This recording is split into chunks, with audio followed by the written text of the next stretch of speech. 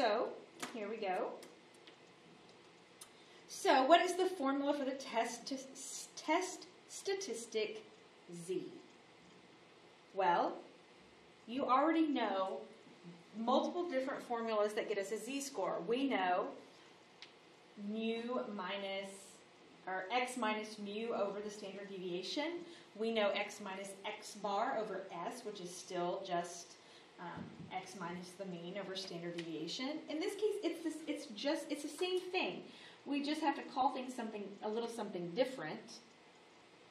This time it is the statistic minus the parameter over the standard deviation of the statistic.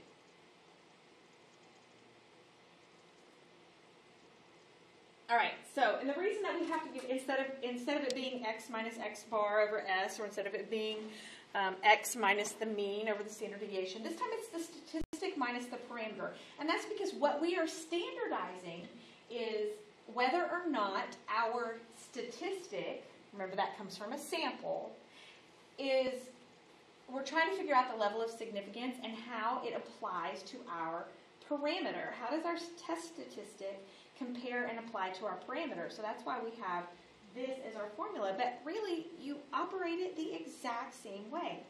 We can use a z-test for means when the population is normal and when we know the population standard deviation.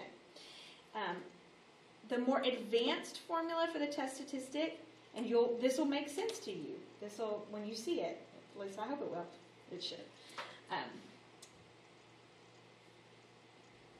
X bar, remember that would be the mean of a sample, which is a statistic, minus mu, that would be the parameter mean, divided by sigma over square root n. That is how you get the standard deviation of the statistic. And if you looked at your Quizlet, you'll remember that.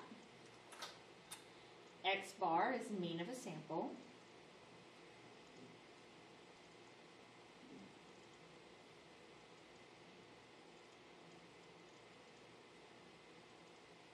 This will be the mean from your hypothesis, which we're assuming to be a population mean. That's why we use mu. Sigma is always your population standard deviation. N is your sample size. And so remember this piece right here, sigma divided by square root n, that's how you find S, the standard deviation of your statistic, or a sample standard deviation.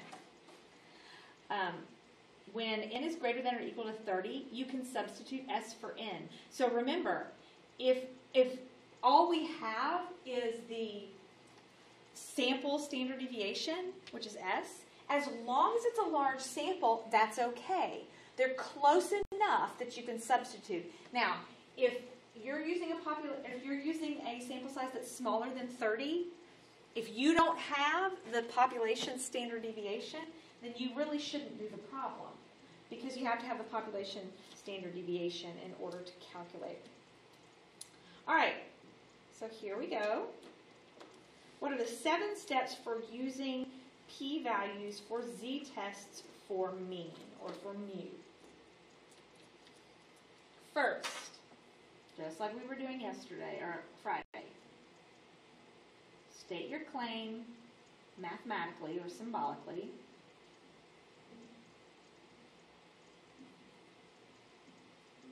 As H naught and HA. So remember, let me put this as mathematically, H naught is always going to be either equal, less than or equal to, or greater than or equal to. HA will always be not equal to, it would be less than or greater than. Your equality always goes with your null hypothesis, so don't forget that. All right, then the next thing you're going to do is specify your significance level.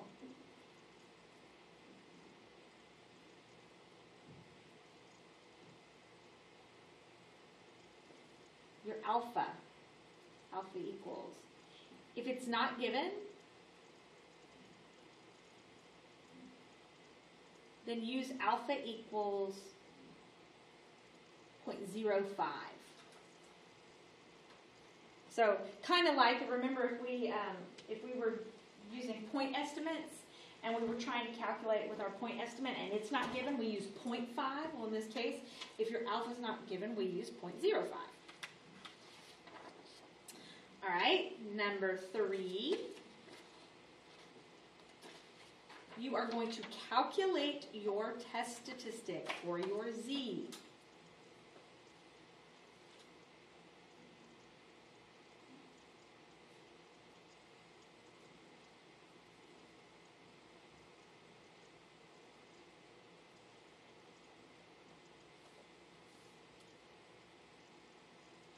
So that's where X bar minus the mean from your hypothesis over standard deviation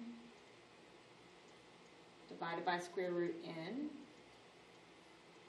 or if n is greater than or equal to 30 and we don't know sigma, then we can do X bar minus the mean from my hypothesis, my null hypothesis over S.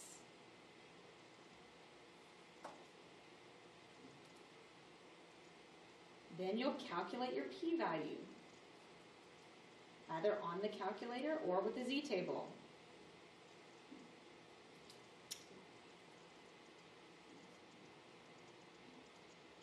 If it's left-tailed, it's the area to the left. It's greater than, it's right-tailed, area to the right.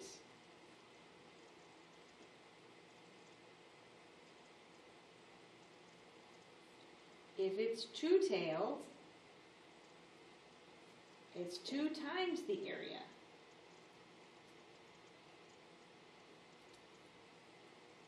Then you'll make a decision. Do I reject or not reject?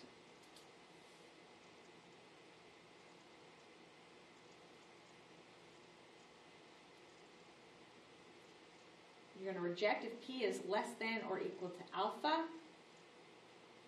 Fail to reject. P is greater than alpha. And then interpret. I actually put 2 things together there so you don't need 7. Sorry. All right, so let's do one. Here we go. Papa John's claims they can deliver pizza within a delivery area in 30 minutes or less. 35 deliveries are randomly selected, and the sample mean is 28.8 minutes with a standard deviation of 4.1 minutes. At a significance level of 0.01, is there convincing evidence to support their claim? All right, so let's read, figure out what our claim is, find our null and alternative hypothesis. So let's see. It can deliver within 30 minutes or less. All right, so they're saying they can average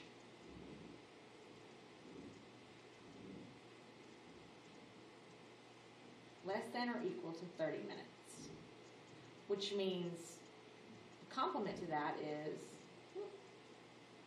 greater than 30. All right, so that means the claim is the null. This is our claim. Our alternative hypothesis is that the mean is greater than 30, which means this is a right-tailed test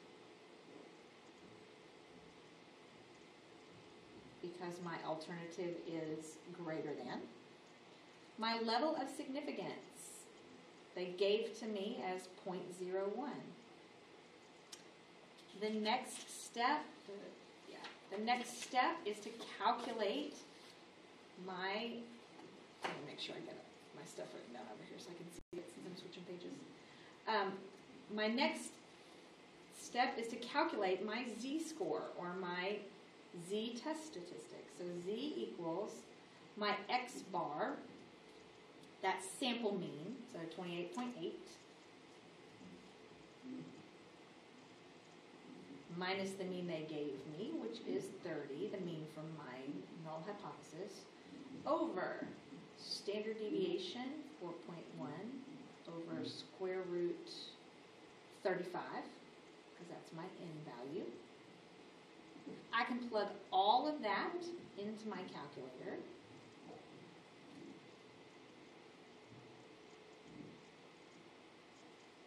And I get negative 1.73. So my Z test statistic is negative 1.73. Now, just sticking with using a Z table, because I actually just kind of like them. You're welcome to use the calculator if you want to, but I'm going to use my Z table. I'm going to a Z score of negative 1.73, negative 1.73, and I get 0.0418. I'm sorry you can't see that in the glare. No matter what I do, it's just the way the end of that is. It's 0.0148.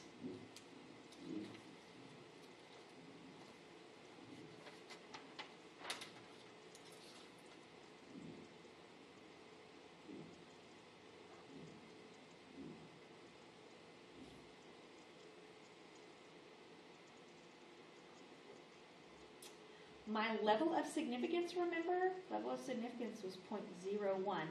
So in this case, P is not much, but P is greater than alpha.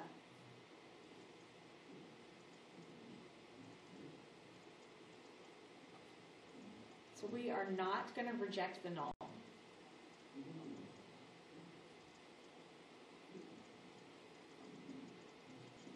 And now here's where the interpretation comes in, and here's how you would say this. We do not have evidence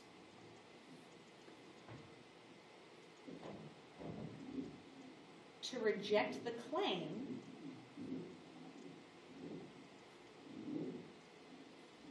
that Papa John's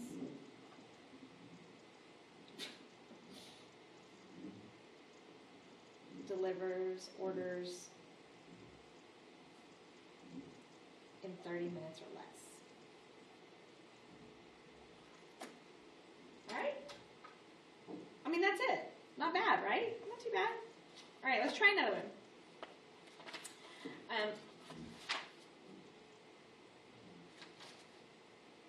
Did I skip a page? I should have marked those. I think I might have written on the wrong page because I'm so crazy like that. I don't have numbers. I did. Oh, I probably was supposed to turn this over. I was supposed to turn this. Sorry, y'all. Okay.